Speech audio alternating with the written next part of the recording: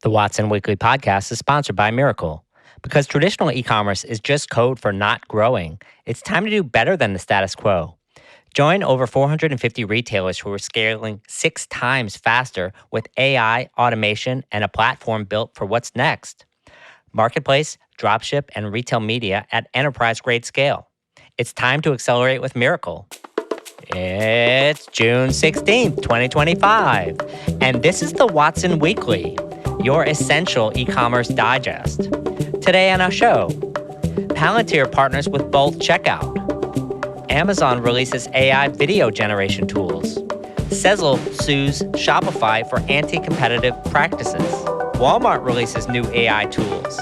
And finally, the Investor Minute, which contains 5 items this week from the world of venture capital, acquisitions, and IPOs. But first, with our shopping cart full of news. Palantir partners with Bolt. Self-learning checkout, fancy words, many yawns. Bolt and Palantir have partnered. Okay, so we have a, quote, self-learning checkout. What does it learn how to do? Let's walk through the press release. Personalized flows, like personalized to put the shipping address before the billing address instead of the opposite. How personalized? How many flows are there on a one-page checkout? Prioritize payment methods. If you used the payment method last time, it will put that payment method on top. Is that self-learning or just a preference? Remembering prior selections. I guess saving things in a database is now called self-learning. And now surfacing relevant information at just the right time, which actually kind of makes me wonder, are there press releases that ever mention surfacing information at exactly the wrong time? And of course, Palantir will now be embedded into Bolt's super app of crypto and cash. How is that different than Block and PayPal? And Bolt has a universal shopping network of 80 million global users. Now, as opposed to, 434 million from PayPal and maybe 150 million on ShopPay, according to public numbers. I won't even get to the Ryan Breslow situation here. And just the announcement itself has to make me pause a little bit. What's Palantir doing at all is a better question. Palantir being used by Bolt implies that Bolt is paying them, or there's some kind of investor partnership here. You notice if you follow the investor tree all the way up the chain, BlackRock is a partner in both companies and has contributed money to both sides. So it feels more like an investor partnership than a technology partnership. Unless Bolt is actually paying Palantir in your data, which is so valuable to Palantir that Bolt is using this to recover its valuation. Ultimately, I would love to see those terms of service. Why not just partner with PayPal unless Bolt severely undercut their price, or this is just an investor partnership after all? It does make me wonder if this is just the start of a Bolt reputation rehabilitation tour. Our second story.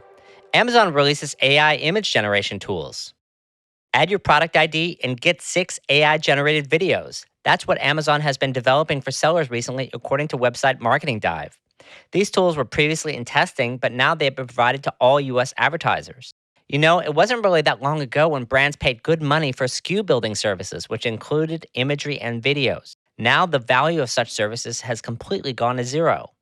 The release from Amazon follows Meta and Google offering similar services for advertisers. And the video generator that surfaced lives on Amazon's sponsored brand campaign builder and can surface those 6-minute videos in a matter of minutes. What's a little surprising is that the tools are completely free, but I'm sure that's out of the goodness of Amazon's heart. It's cold, money-grabbing, advertising heart. Our third story. Buy now, pay later firm Sezzle sues Shopify for anti-competitive practices. The website Payments reports that Shopify has been sued for anti-competitive practices by a buy now, pay later provider, Sezzle. The report claims that Shopify is limiting competition by choosing winners in its payment network. To be clear, Sezzle is a payments app on Shopify, but it's not allowed in ShopPay, which is kind of the crown jewel of Shopify. Instead, ShopPay Installments is powered by a single provider, Affirm. No doubt that this lawsuit isn't really about taking down Shopify, it's more about getting some kind of settlement. Or did I say settlement?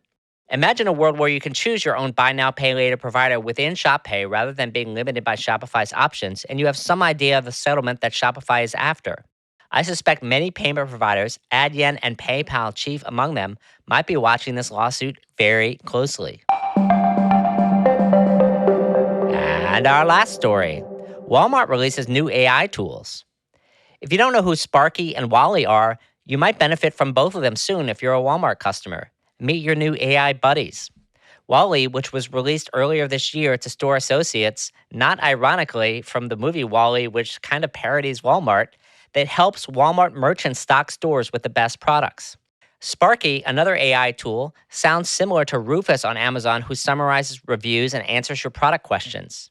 Sparky AI is available in Walmart's app and reminds a lot of Microsoft's old Clippy app, always smiling at you, waiting for your next question. While it can only answer your direct questions today, Walmart has plans for Sparky to be able to reorder items for you automatically. After all, Walmart has no subscribe and save like Amazon today, including doing things like booking services.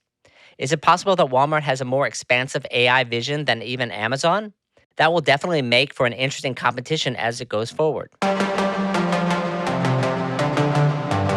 It's that time, friends, for our Investor Minute.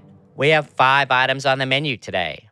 First, Salesforce will acquire data management company Informatica in an $8 billion deal. Salesforce, a cloud-based CRM and software platform, has announced its acquisition of Informatica, an enterprise data management company, at a valuation of $8 billion. Informatica shareholders of Class A and Class B1 common stock will receive $25 in cash per share. In the AI age, owning the data is crucial. Second, logistics automation startup Pallet closes $27 million Series B. Pallet, a logistics automation platform, has announced that it's raised $27 million in Series B funding that will be used to further develop its AI workforce solution, Copilot, through hiring. Logistics encompasses repetitive tasks such as administration and coordination. Those tasks can now be automated by AI solutions in conjunction with existing software. Third, EQT to sell Acumatica to Vista Equity Partners. Private equity firm EQT has announced that it's selling Acumatica, a cloud-based enterprise resource planning solution, to Vista Equity Partners in a transaction valued at approximately $2 billion. This represents a significant shift in the mid-market ERP sector, driven by a robust partner ecosystem, and highlights Vista Equity Partners' willingness to pay a premium for Acumatica. Fourth, e.l.f. Beauty to acquire Hailey Bieber skincare brand Rhode in up to $1 billion deal. e.l.f. Beauty has announced a definitive agreement to acquire model Hailey Bieber's lifestyle beauty brand Rhode in a transaction worth up to $1 billion. The $1 billion deal is comprised of an $800 million in combination of cash and e.l.f. Beauty stock and a $200 million earnout depending on the future growth of the brand over a 3-year time frame. And finally, Luminex raises $5.5 million in seed funding. Inventory automation and visibility for warehouses startup Luminex has raised $5.5 million in seed funding, which will be invested in product development, hiring, and go-to-market efforts. Luminex uses AI-powered camera systems that can be placed on warehouse infrastructure or be used as a handheld for real-time insights and automation. Did you know that RMW Commerce has another podcast? Check out the Watson Weekend for an unfiltered and lively e-commerce chat each week with me, Rick Watson, my co-host, Jess Liseski, and an array of interesting guests and topics, all focused on e-commerce. You can find the Watson Weekend by searching for it on iTunes, Spotify, or YouTube. That's all for this week. Till next time, Watsonians. Hi, I'm Rick Watson, CEO and founder of RMW Commerce Consulting and host of the Watson Weekly Podcast, your essential e-commerce digest. Our production partner for the series is Podcast on the Fly. To hear new episodes of the show every Monday morning, subscribe now at rmwcommerce.com/Watson Weekly and wherever you get your podcasts.